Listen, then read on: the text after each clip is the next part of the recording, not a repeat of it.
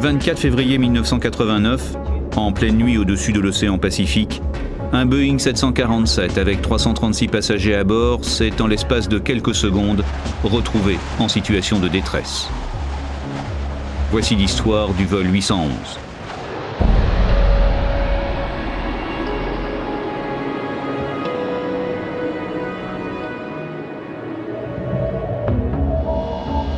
Aéroport d'Honolulu, à Hawaï, minuit 30. Le vol United 811 à destination d'Auckland est prêt à l'embarquement. À bord, chacun est à son poste et tout est normal. À peine ressent-on une légère inquiétude chez les membres de l'équipage, encore sous le choc d'un récent attentat. La catastrophe de Lockerbie avait eu lieu peu de temps avant et j'avais demandé à l'équipage d'être particulièrement vigilant parce que c'était un vol en provenance de Los Angeles à destination de la Nouvelle-Zélande. Lors de la réunion de préparation du vol, je leur avais dit de vérifier tout bagage suspect. Nous devions redoubler de vigilance. Ce soir, le vol 811 est très chargé. 336 passagers, le plein de kérosène et la porte se referme sur une soute remplie.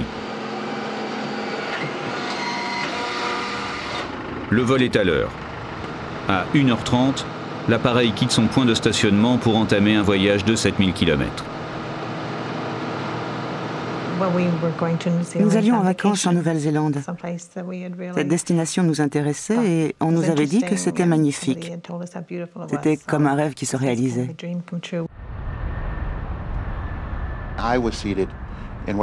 J'étais sur le pont supérieur. Je n'avais pas pris de vacances depuis 5 ans.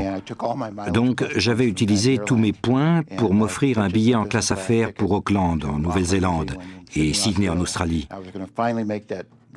J'allais enfin m'offrir des vacances de rêve sur une plage australienne et faire abstraction des avions et des accidents pendant quelques temps.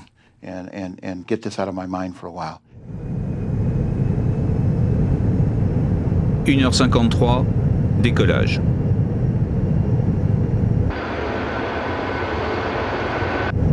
V1. V2. Rotation. Le commandant de bord, Dave Cronin, est un pilote chevronné, à 2 mois de la retraite. J'ai piloté pour United Airlines pendant près de 35 ans. J'ai plus de 30 000 heures de vol à mon actif dans l'aviation civile et militaire. Mon copilote était Al Slater, que je connaissais depuis une vingtaine d'années.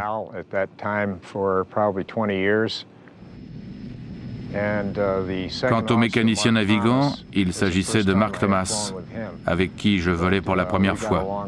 Nous nous sommes très bien entendus.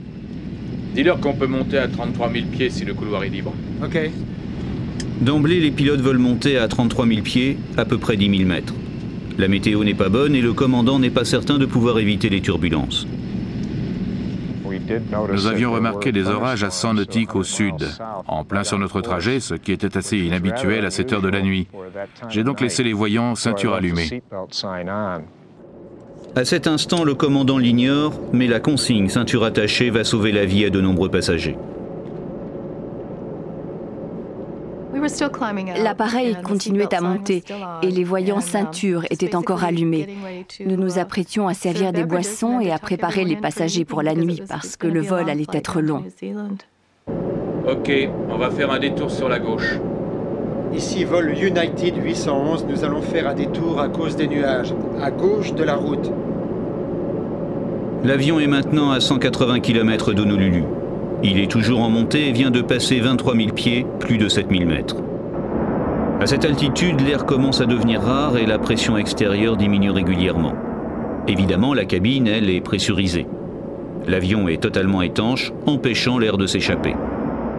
Soudain, les passagers assis à proximité de la soute avant entendent un drôle de bruit. Il y a eu une sorte de grincement.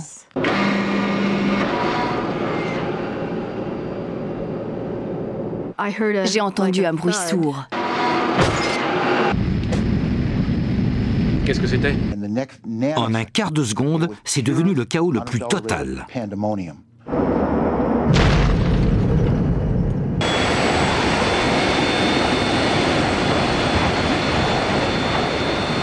On a perdu le moteur numéro 3. On descend. Apparemment, on a perdu le numéro 3 et on perd de l'altitude. Répondez. Avant que j'aie eu le temps de dire ouf, je me suis retrouvée dans les escaliers accrochés à la rampe.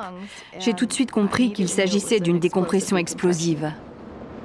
La porte de la soute avant vient d'être arrachée, déchirant une partie du fuselage. La décompression est terriblement brutale, telle une explosion.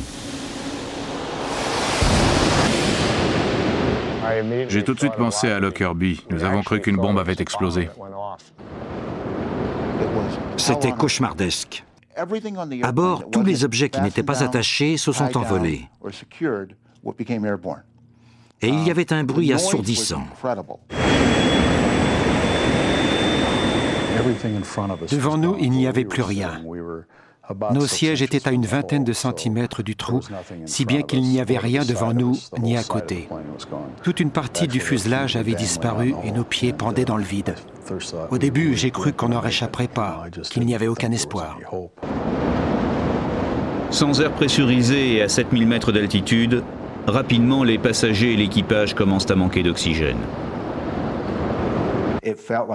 J'avais l'impression d'avoir reçu un coup de pied dans le ventre, qui m'aurait coupé le souffle. J'essayais en vain de reprendre ma respiration. On était censé mettre les masques à oxygène, sauf qu'ils avaient été arrachés.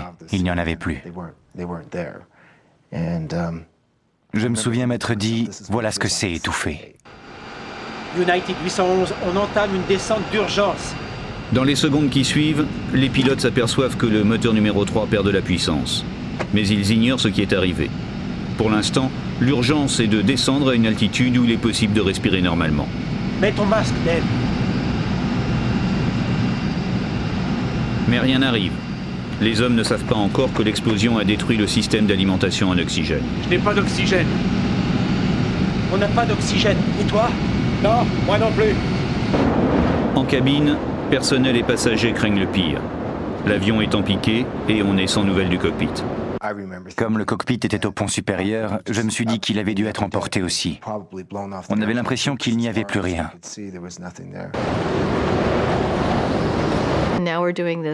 L'avion descendait en piqué. Du coup, j'ai pensé qu'on tombait, qu'on allait s'écraser dans l'océan. Un trou dans le fuselage, une aile abîmée, les moteurs droits endommagés et une descente d'urgence. Pourtant, les problèmes de l'équipage du vol 811 ne font que commencer. 2 minutes après la décompression explosive, l'avion est encore à 6000 mètres et poursuit sa descente infernale vers une altitude plus respirable. 15 500 pieds. United 811, quelle est votre altitude? Ici United 811, nous sommes à 15 500 pieds. Bien reçu, United 811. Je crois qu'une porte a explosé. Dis au personnel de cabine de se préparer à une évacuation. Enfin, les pilotes réussissent à stabiliser l'appareil à une altitude plus sûre. Mais la situation ne s'arrange pas pour autant. La nouvelle urgence, le réacteur qui est le plus proche de la soute, le numéro 3, est en train de se désintégrer. Est-ce qu'il y a des signes d'incendie? Rien sur mes détecteurs. Bon, on a perdu le numéro 3.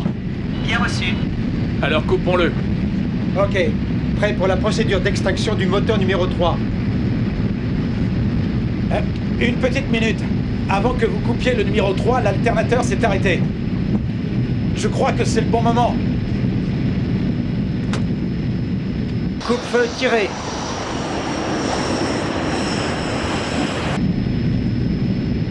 Au moins, ça a arrêté les vibrations. Procédure de vidange du carburant, pompe principale actionnée. United 811 à centre de contrôle. Que les secours soient en alerte. Prévenez la compagnie. On a un problème de commande. Vanne de vidange centrale gauche et centrale droite actionnée. Commencez à larguer le carburant. Je vidange. L'explosion a gravement blessé une des hôtesses. Laura, la chef de cabine, lui vient en aide et commence à réaliser l'ampleur des dégâts. Je la tenais dans mes bras et j'ai levé les yeux. Et là, pour la première fois, j'ai vu ce trou énorme dans le fuselage de l'appareil. Il manquait des sièges et j'ai tout de suite compris que nous avions perdu des passagers. 5 rangées de fauteuils ont été arrachées lors de l'explosion, tuant 9 passagers. L'avion a fait demi-tour, mais il est encore à 150 km d'Honolulu. Et dans le poste de pilotage, la situation empire. On a un gros souci de commande. Je suis en butée de palonnier. Tu vidanges le plus vite possible? Je suis au maximum. On a un problème avec le moteur numéro 4? Oui. Les débris de l'explosion ont également endommagé le moteur numéro 4. Sa défaillance pourrait avoir de lourdes conséquences. Un appareil qui pèse 350 tonnes, c'est très lourd. Et s'il n'a plus que 2 moteurs en état de marche, il ne pourra pas se maintenir en vol. Il va descendre.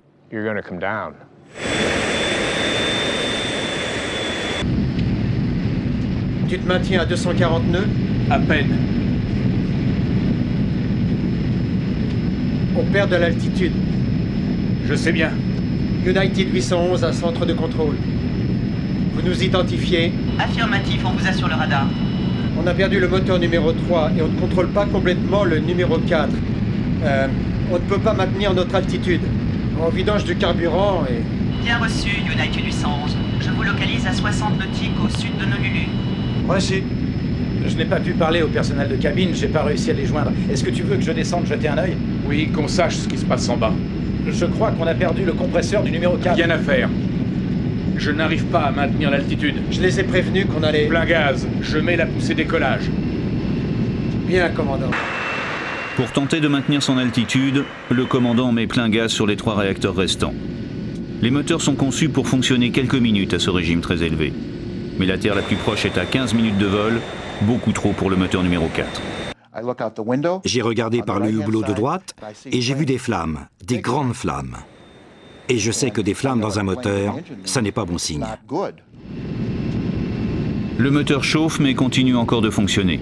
Un instant, l'équipage a l'impression de reprendre le contrôle de la situation. On est à 250 nœuds. Oui, c'est bien. Et 7000 pieds. Il n'y a plus de bruit. Garde le cap, garde le cap. Il faut aller droit sur Honolulu. Ok. Je vais descendre voir ce qui se passe. Oui, va voir ce qui se passe. Quand j'ai vu le mécanicien navigant descendre les escaliers, j'ai été instantanément soulagée de les savoir en vie. Ça m'a énormément rassurée. Il a vu le trou et il est devenu blanc comme un linge. Je lui ai crié « S'il vous plaît, redescendez-nous sur Terre ». Il y a le feu. Oui, il y a le feu au numéro 4. On lance la procédure. Coupez le moteur. On ne pourra pas se maintenir à cette altitude avec 2 moteurs. United 811, descendez à 4000 pieds à votre convenance. Ok, 4000. On a un incendie sur le côté droit et on vole sur 2 moteurs. Tout le côté droit, il est parti de la première rangée jusqu'à... Il y a un trou béant, on voit dehors. Quoi? Comment ça? Ça ressemble à une bombe. Dans le fuselage? Oui, le fuselage est ouvert, il y a un trou béant. United 811, apparemment, une bombe a explosé sur le côté droit. Tout le côté droit a disparu. Oui, de la première rangée jusqu'à... Les passagers? Il en manque, sans doute. J'en sais rien.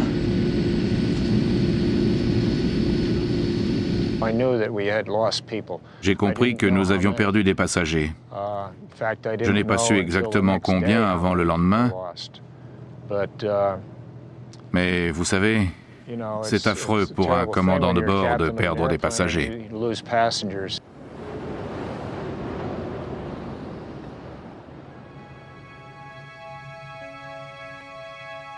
Lee Campbell rentrait chez lui en Nouvelle-Zélande.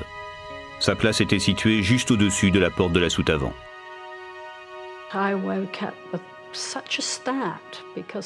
Je me suis réveillée en sursaut parce que j'avais vu mon fils debout près du lit, vêtu d'une veste grise. Il avait un petit sourire. Bien sûr, dès que je me suis réveillée, il n'était plus là.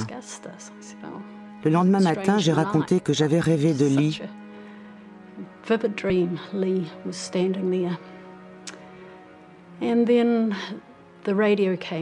C'est alors que nous avons entendu les informations à la radio, comme quoi un avion de United Airlines avait eu un problème. J'ai dit, c'est Lee. Mon sang n'a fait qu'un tour. Dès cet instant, j'ai su qu'il était mort.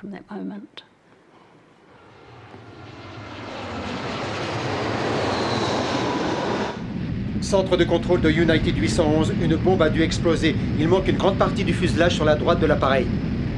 Bien reçu, United 811. Il faut éviter d'aller trop vite avec un trou pareil. Je ne dépasserai pas les 250 nœuds vu la taille du trou. Quel est le minimum? Il ne faut pas descendre en dessous de 240 nœuds. Non. C'est pas si on va y arriver. Nous ne savions pas que nous allions nous en sortir. On se préparait à un amérissage forcé sur l'océan Pacifique, de nuit, de surcroît. Personne ne l'avait jamais fait. En cabine, l'équipage se prépare au pire. Mon expérience a repris le dessus. Je me suis levée de mon strapontin et j'ai donné des instructions au personnel de cabine pour que l'on prépare les passagers à un amérissage forcé que je croyais inévitable.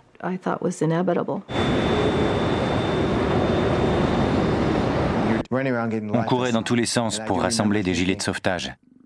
Et je me disais que ça ne servirait à rien, parce que quand on allait percuter l'eau, l'avion allait se disloquer.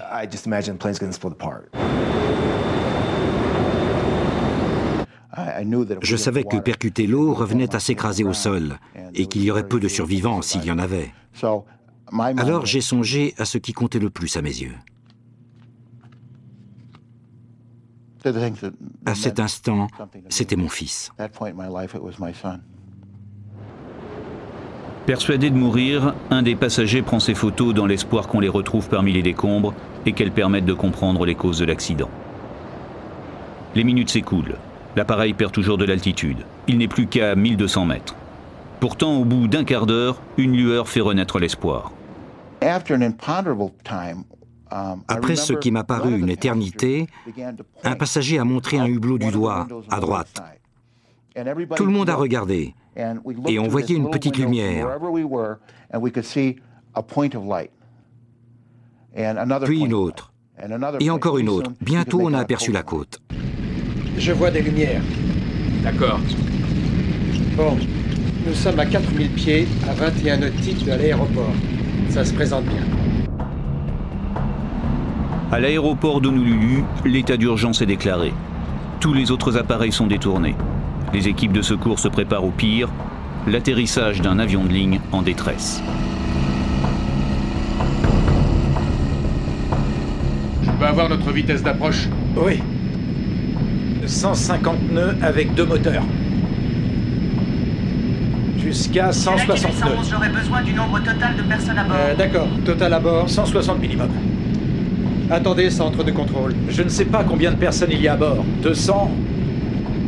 Je n'ai pas les papiers sous la main. On est trop occupés. Je ne sais pas. 200 et quelques. Compris. Faute d'avoir pu vidanger tout son carburant, l'avion est encore en surcharge. À 5 minutes de la piste, l'équipage prépare l'atterrissage sans avoir aucune certitude. Que se passera-t-il quand je sortirai le train d'atterrissage et les volets? On se posera soit à l'aéroport, soit sur l'eau, soit en plein centre-ville d'Honolulu.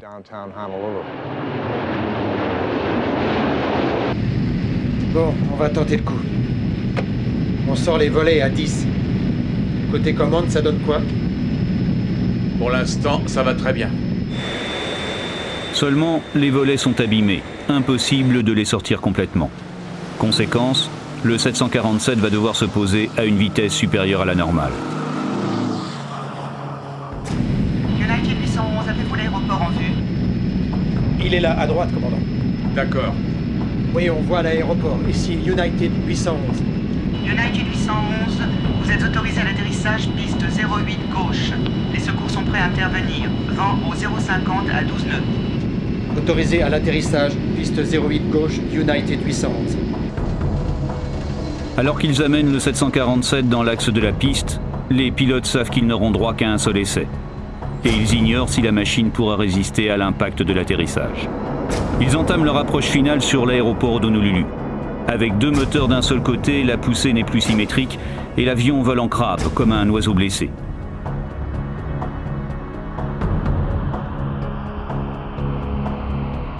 Le vol 811 maintenant n'est plus qu'à 2 minutes du seuil de piste. Dans le poste, la concentration est au maximum. Approche sur 2 moteurs. Approche sur 2 moteurs.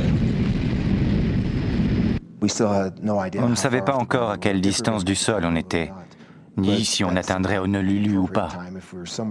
Mais comme apparemment on allait tenter un atterrissage, il nous a semblé judicieux de demander aux passagers de se mettre en position d'urgence. On leur a donc dit de se mettre en position d'urgence.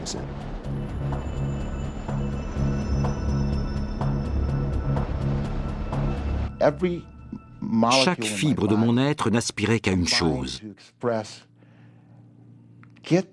Que ce satané avion se pose. On fait le point sur le système hydraulique. Le système hydraulique fonctionne. On a des freins. Circuit hydraulique normal. Les freins répondent, mais on ne pourra utiliser l'inverseur de flux que sur les moteurs 1 et 2. J'avais beau me dire qu'il y avait un espoir qu'on se pose, je me demandais ce qui se passerait lors de l'impact. L'avion allait-il exploser ou allions-nous chuter dans cet énorme trou? Presque sans volet et en surcharge, l'avion pour se maintenir en vol n'a qu'une solution, conserver une vitesse supérieure à la normale. Une vitesse qui rend l'atterrissage encore un peu plus dangereux. 1000 pieds en descente. Et si le train d'atterrissage ne résiste pas à la surcharge de poids, le crash serait alors inévitable. 190 nœuds. 190 nœuds.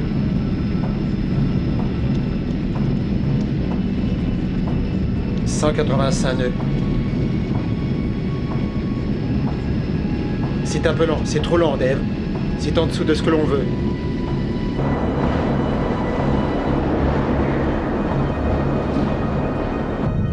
On est sur le plan de descente.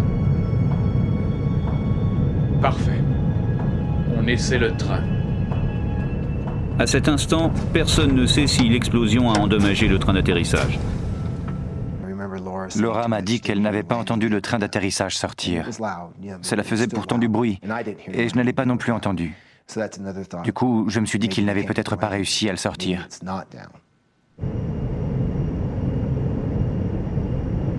Train d'atterrissage sorti, autorisé à l'atterrissage. À première vue, tout va bien.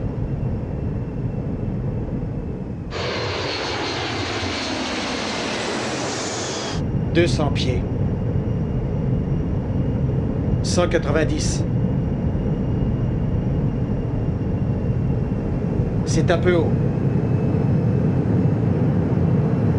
C'est bon, ça se présente bien.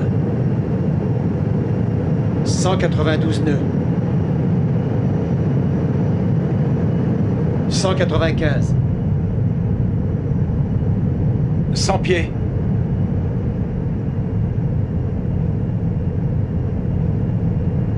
50 pieds. Je réduis les gaz.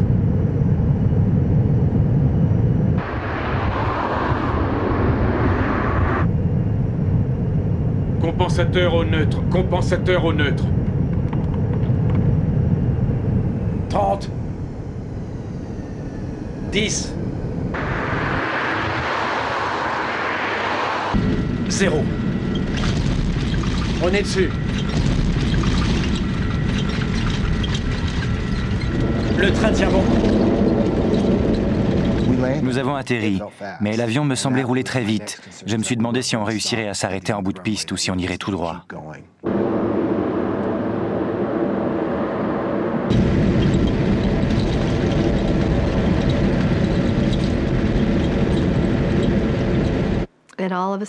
On s'est mis à ralentir, et j'ai compris qu'on s'était posé, qu'on était à terre. Les gens se sont mis à applaudir.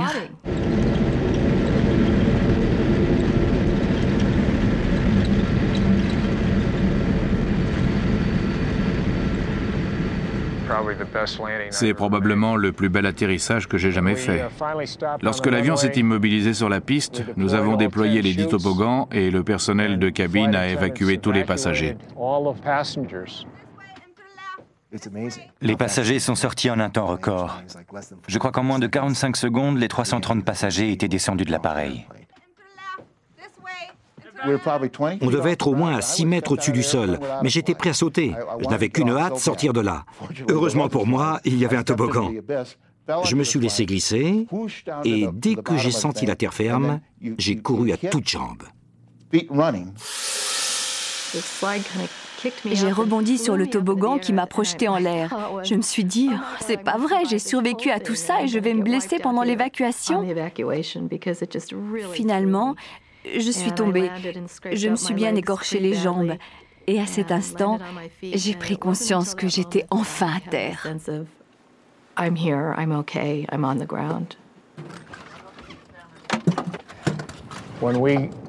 J'ai éteint tout le tableau de bord, puis j'ai parcouru l'appareil pour vérifier qu'il n'y avait plus personne. Je suis sorti par le toboggan qui se trouvait à gauche. Une fois à terre, quand j'ai vu cet énorme trou dans le fuselage, je n'en croyais pas mes yeux. Le 747 a volé durant 14 minutes avec un trou dans le fuselage large de 4,50 m et haut de 6 mètres.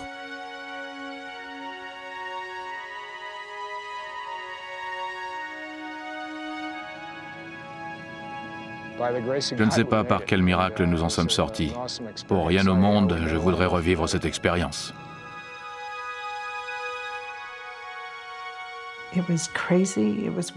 C'était fou, violent, effrayant.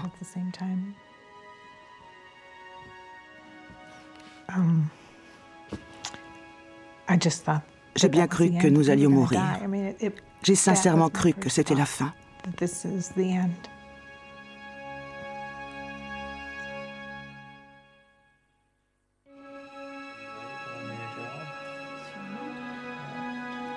Pour les familles des 9 victimes, le calvaire ne fait que commencer. Lee, le fils de Kevin et Susan Campbell, avait pris ce vol pour rentrer chez lui. Vers 15 heures, on nous a dit qu'il n'y avait aucune certitude qu'il fasse partie des victimes, mais nous en avions l'intime conviction. Un quart d'heure plus tard, nous avons reçu un coup de téléphone de Chicago, nous informant que notre fils était porté disparu et présumé mort. Une heure plus tard, un policier est venu sonner chez nous. Quand nous avons ouvert, il a compris que nous étions déjà au courant. Ce fut une journée épouvantable. Et pendant très longtemps, ce fut difficile. Le jour même, les Campbell décident de s'envoler pour Honolulu. Ils savent qu'aucun corps n'a été retrouvé, mais ils veulent voir de leurs yeux l'avion accidenté. Notre premier réflexe a été de nous rendre le plus près possible de l'endroit où notre fils était mort. Et en l'occurrence, il s'agissait de l'avion. Nous sommes donc immédiatement allés le voir. À l'intérieur de l'avion, les dégâts étaient affreux. C'était un désordre complet. Le trou nous a paru énorme, même si nous l'avions vu aux informations télévisées. Ça a été tellement triste de monter à bord et de voir l'emplacement du fauteuil de Lee. Il y avait encore les pieds du fauteuil, un morceau de fuselage et un hublot à côté.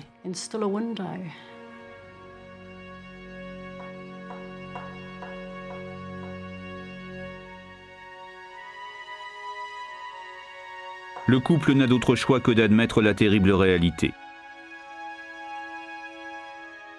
Le besoin de comprendre les causes de cet accident n'en devient que plus fort. Lee ne peut pas être mort pour rien. Il faut découvrir pourquoi il est mort et s'assurer que cela ne se reproduira plus. Les Campbell entament alors une enquête qu'ils vont mener sans relâche durant 2 années. Après avoir perdu leur fils, ils sont prêts à tout pour découvrir la vérité.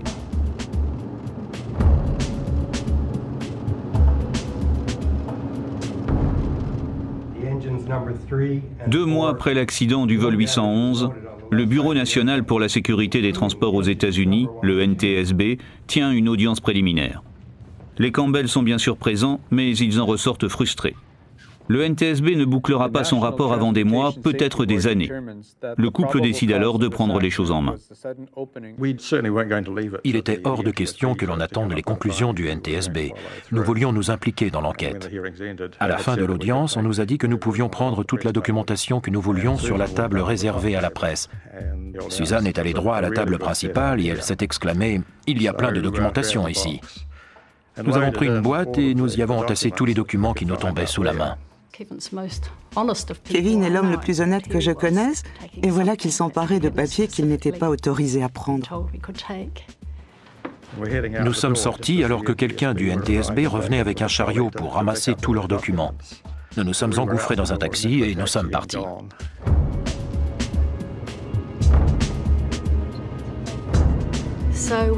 Nous avons vite compris que nous étions en possession de papiers et d'informations qui n'avaient pas été communiqués au grand public. Notre enquête a vraiment pu commencer. Les documents révèlent toute une série de problèmes sur la porte de la soute avant des 747. Des problèmes remontant même à leur conception initiale à la fin des années 60. Avant l'arrivée des gros porteurs, la plupart des portes de soute s'ouvraient vers l'intérieur, excluant ainsi toute ouverture inopinée en plein vol. Avec le 747, Boeing a choisi une porte s'ouvrant vers l'extérieur afin d'embarquer plus de fret. Mais en altitude, la porte est plus fragile et seul le système de verrouillage garantit une fermeture parfaite. Ils ont conçu une porte en multipliant les sécurités afin que la porte soit parfaitement verrouillée et pour réduire au maximum les risques d'ouverture accidentelle. Alors, que s'est-il passé sur le vol 811 ? Suzanne et Kevin Campbell s'aperçoivent rapidement que la faille vient du mécanisme de fermeture. Pour verrouiller la porte de soute, des moteurs électriques font tourner des crochets en forme de demi-cercle qui viennent s'encastrer dans des axes installés sur la porte. Ensuite, grâce à une poignée, des bras en forme de L, appelés loquets de verrouillage, viennent bloquer le sommet des crochets pour les empêcher de s'ouvrir. Cependant, dès 1975, des problèmes sont décelés sur les loquets de verrouillage. Kevin Campbell est ingénieur. Il a construit une maquette pour montrer les faiblesses de la serrure de Boeing. À l'origine, les loquets de verrouillage étaient en aluminium. Mais en 1975, Boeing s'est rendu compte qu'il n'était pas assez solide et a donc fait doubler l'aluminium pour qu'il soit 2 fois plus épais. Mais ce n'était pas encore assez solide. Et en plus, de nombreuses compagnies n'ont même pas fait la modification. Cette faiblesse de l'aluminium augmente dramatiquement le risque d'ouverture accidentelle de la porte. Les loquets de verrouillage en aluminium sont tellement peu solides que si l'on déverrouille les crochets électriquement, ils vont repousser les loquets de verrouillage. En d'autres termes, ils ne remplissent pas leur fonction.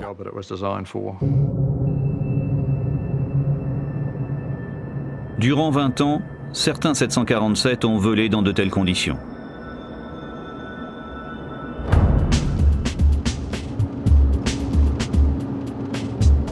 Les Campbell s'interrogent. Quel autre secret cherche-t-on à leur cacher ? Plus que jamais, ils veulent comprendre, ils veulent savoir. Nous avons acheté une voiture et nous avons sillonné les États-Unis pour rencontrer le maximum de gens concernés par l'accident. Nous sommes partis de Seattle, nous sommes allés à Denver, Chicago, Washington, puis dans le Kentucky et à Miami, et nous sommes repartis pour San Diego, San Francisco et enfin Seattle. Et ce n'est qu'un voyage parmi d'autres. Et ils vont de découverte en découverte. Ils apprennent que des ouvertures accidentelles de portes ont déjà eu lieu.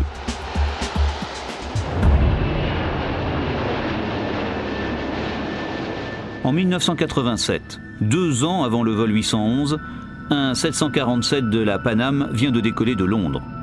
Tout à coup, alors qu'il est à 6000 mètres, la cabine se dépressurise. Les pilotes doivent faire demi-tour.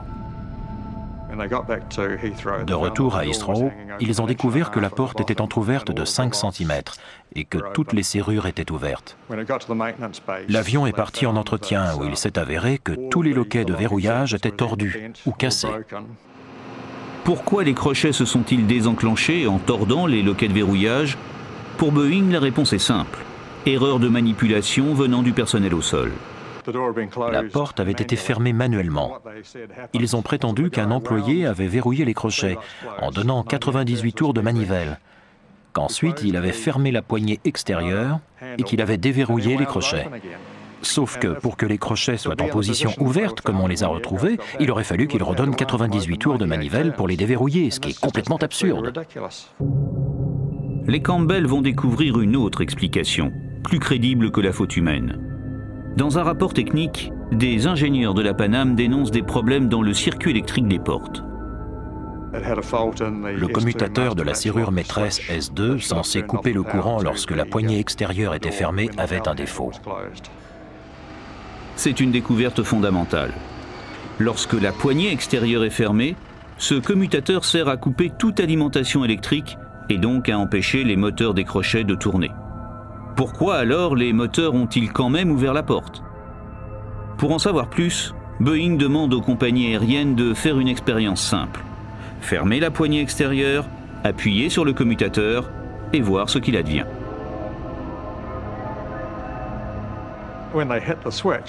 Lorsqu'ils ont appuyé sur le commutateur, cela fonctionnait. Boeing pensait que ce ne serait pas le cas, mais il y avait bien du courant dans la serrure de la porte, alors que la poignée extérieure était fermée. La serrure s'est donc mise à bouger, et les loquets de verrouillage ont été forcés. Quelques jours plus tard, les compagnies aériennes ont commencé à appeler pour se plaindre du fait que l'expérience abîmait leurs appareils. Boeing a donc tout arrêté. Il n'en demeurait pas moins que sur ces appareils, le commutateur S2 était déficient et que par conséquent, il courait le même risque que le vol 811. Il suffisait d'un court-circuit pour que la porte s'ouvre accidentellement.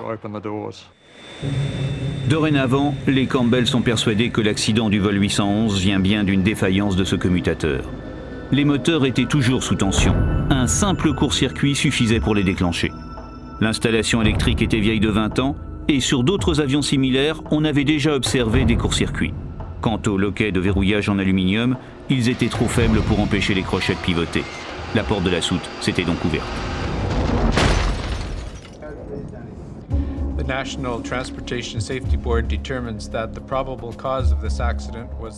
Depuis maintenant un an, les Campbell attendent le rapport du NTSB.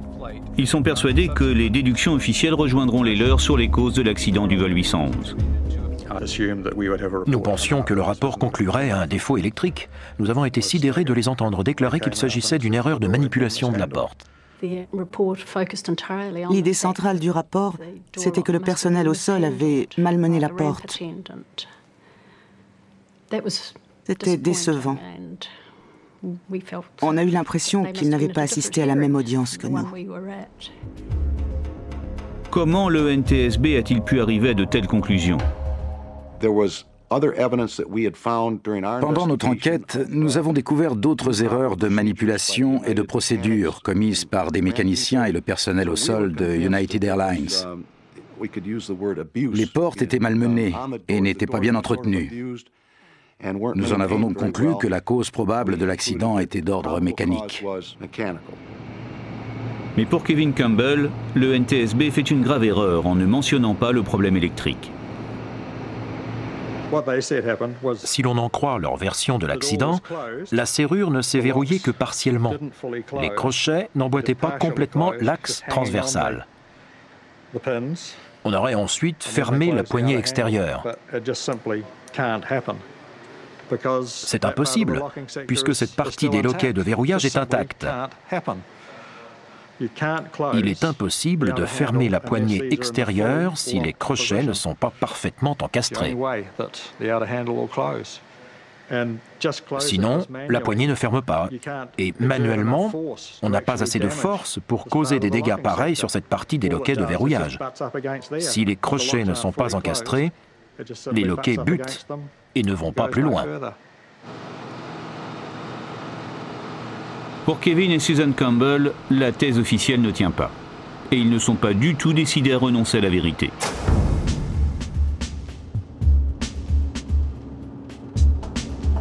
Ils vont alors reprendre leur enquête et découvrir qu'en fait, la catastrophe aurait dû être évitée.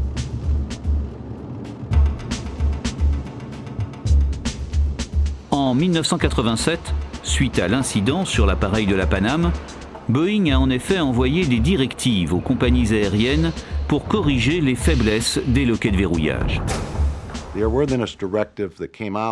Dans cette circulaire, il demandait de remplacer les loquets en aluminium par des loquets en acier qui sont indéformables. En attendant le remplacement de ces pièces, il était demandé de procéder à des inspections régulières de la serrure de la porte. Une réparation simple et peu coûteuse, mais dont la mise en œuvre est beaucoup plus compliquée.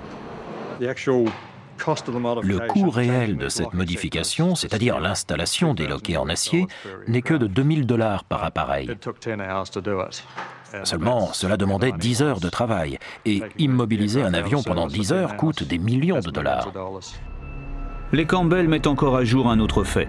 En 1987, la FAA, l'agence fédérale de l'aéronautique chargée de faire appliquer les modifications, donne 18 mois aux compagnies aériennes pour changer leur système de verrouillage. Or, l'accident est survenu dans l'année suivante. Et la modification, si elle avait été faite, aurait pu sauver la vie de Lee Campbell et des 8 autres passagers. Pourquoi l'aviation civile américaine a-t-elle donné un délai aussi long aux compagnies pour résoudre le problème? Immobiliser ces gros porteurs au sol est un désastre économique. Les compagnies font donc du lobbying auprès de l'aviation civile américaine pour pouvoir échelonner les réparations, ne les faire que lors des opérations de maintenance normales, pour éviter de retirer des appareils de la circulation. Quand l'aviation civile américaine accepte de donner du temps aux compagnies, aux transporteurs et aux fabricants, elle joue littéralement avec la vie des passagers et du personnel qui volent sur ces appareils en attendant que le problème soit résolu. Après la tragédie du vol 811, l'aviation civile américaine a réagi instantanément et le délai de réparation de la porte de la soute est passé de 18 mois à 30 jours. Pour faire éclater la vérité, les Campbell alertent la presse. En Nouvelle-Zélande, les articles se multiplient et l'image de la compagnie aérienne United Airlines est en chute libre. Progressivement, United Airlines, qui était l'une des compagnies numéro 1 en Nouvelle-Zélande, s'est retrouvée parmi les dernières. Du coup, un jour, nous avons reçu une lettre nous invitant à leur rendre visite. Quand nous sommes arrivés, des personnes chargées des relations publiques ont voulu nous mener en bateau, mais nous leur avons montré qu'ils se trompaient sur toute la ligne.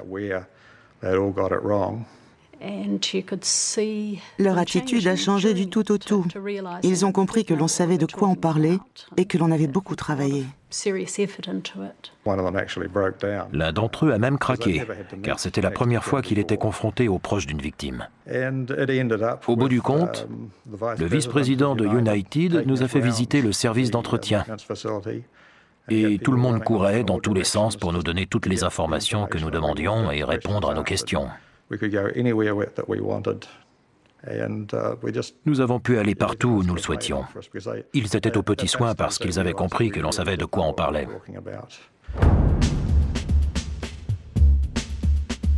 La volonté des Campbell finit par payer. Mais la pièce maîtresse du puzzle, à savoir la porte de la soute, est toujours au fond du Pacifique. Alors que la presse américaine prend à son tour le relais de la campagne des Campbell, le NTSB demande à la marine américaine de retrouver la porte.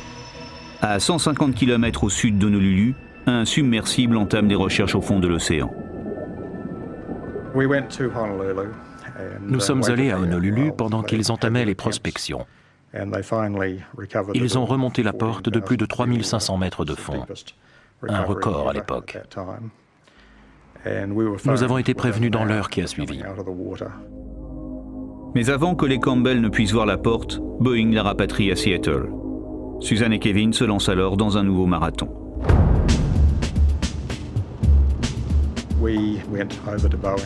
Quand nous sommes arrivés chez Boeing, ils ont refusé de nous montrer la porte, même si d'après eux, toutes les parties importantes étaient restées en possession du NTSB. Nous avons donc traversé les États-Unis d'ouest en est pour aller à Washington.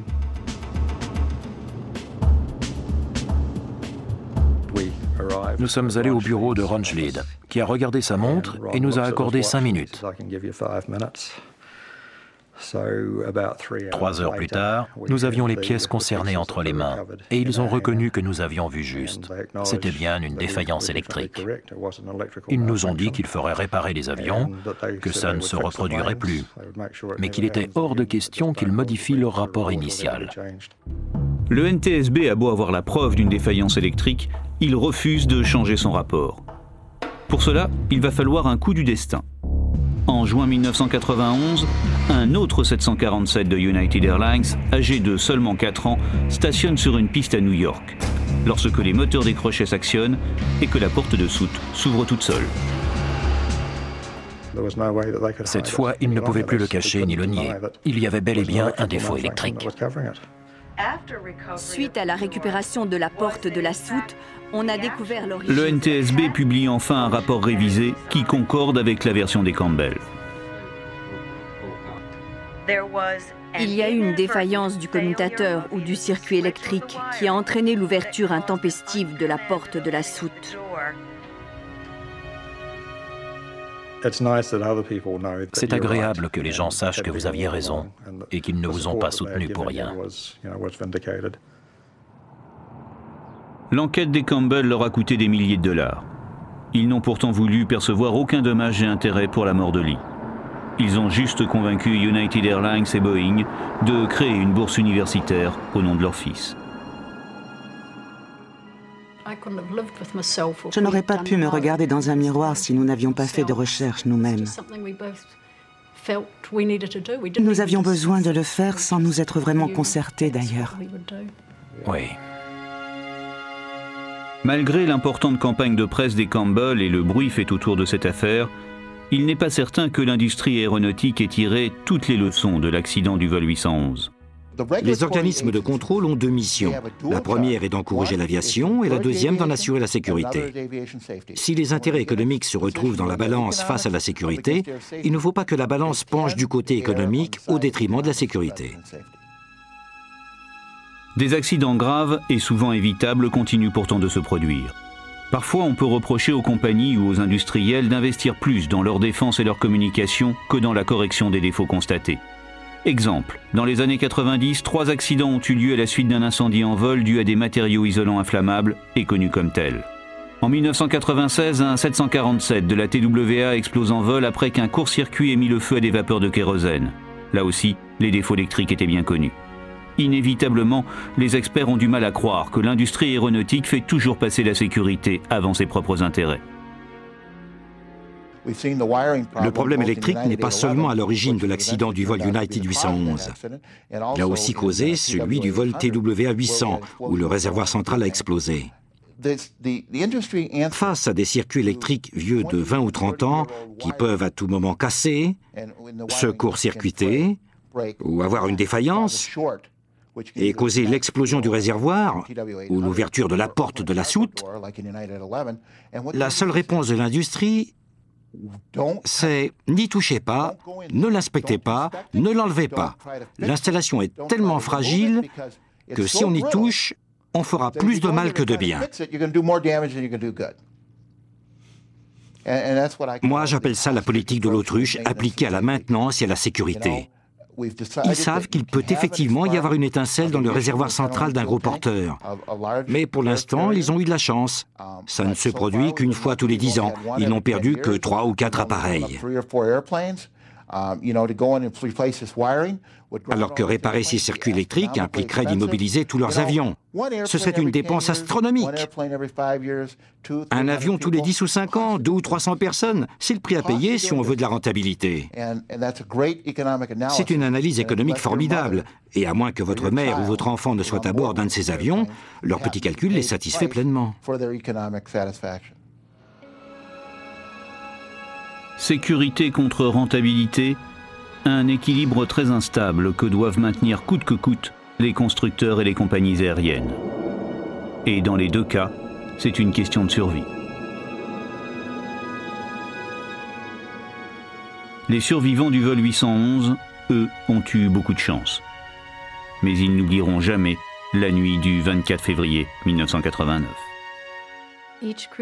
Chaque membre de l'équipage a géré ça différemment. À ce jour, 2 d'entre eux n'ont jamais remis les pieds à bord d'un avion. Personnellement, ça a été très difficile. On m'a diagnostiqué en état de stress post-traumatique grave. On ne peut plus raisonner, penser ni prendre de décision aussi infime soit-elle. On est complètement perdu. Ça a été extrêmement difficile à surmonter.